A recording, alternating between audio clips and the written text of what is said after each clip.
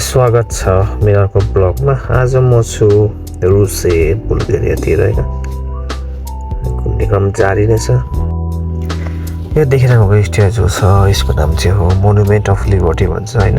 यो चाहिँ 20th सेन्चुरीमा बनेको हो अनि यसको हाइट भनेको 17.8 मिटर रहेको रहेछ।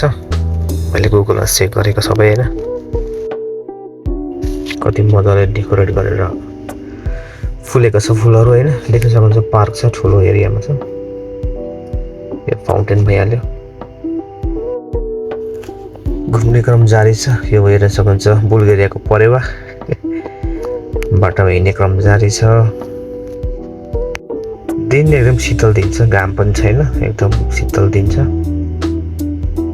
यसमा बुल्गेरियाको रुसेको बजार एरिया हो हैन। ल लस भेगास भन्ने क्यासिनो रहेछ है। नेपालीहरु पनि पक्कै हुनुहुन्छ होला यहाँ रुसियामा। अनि यो देखिरहेको छ pantheon of nationally revive heroes park भन्छ। अनि यो फेरि पार्क छुट्टै हो, अगाडि त्यो अघिको पार्क हैन। यो पार्क अर्कै पार्क हो फेरि। यो जुन देख्नुमा चाहिँ यो पहेँलो गोल्डन कलरको यो चाहिँ म्युजियम हो हैन।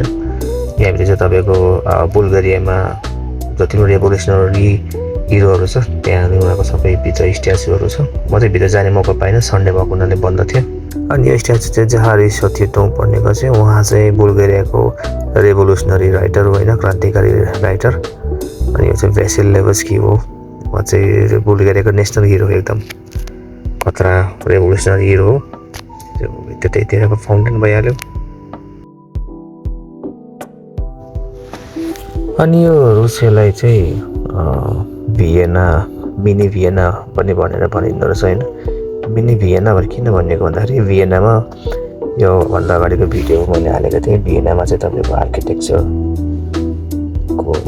यो कलात्मक चिजहरू एकदमै धेरै फेमस छ युरोपमा हैन। त्यहाँको बनेको 18th सेन्चुरी 19th सेन्चुरीतिर बनेको बिल्डिङहरू, त्यहाँको कलात्मक चिजहरू एकदमै फेमस भएको हुनाले सेम त्यस्तै चिजहरू तपाईँले पनि यो रुसियामा देख्न सक्नुहुन्छ। यहाँको कलात्मक बिल्डिङहरू भयो, यहाँको कलात्मक चिजहरू सबै एज अ भियना सिमिलर हुने भएको हुनाले यसलाई मिनी भियना भनेर भनिँदो रहेछ। अनि यो हेर्नु न कुर्सीको डिजाइन कस्तो राम्रो छ। यो बुक फोल्ड भएको जस्तै डिजाइनले बनाएको छ। तर यसमा चाहिँ बुल्गेरियामा जति पनि हिरोहरू थियो त्यो जमानामा उनीहरूको जीवनीको बारेमा लेखिएको छ, उनीहरूले गरेको कामहरूको बारेमा लेखिएको छ, हेर्न सक्नुहुन्छ। ल आजको लागि रुसे बुल्गेरियाको ब्लग यति नै। फलो गर्नु, सेयर गरिदिनु होला, लाइक गर्नु होला।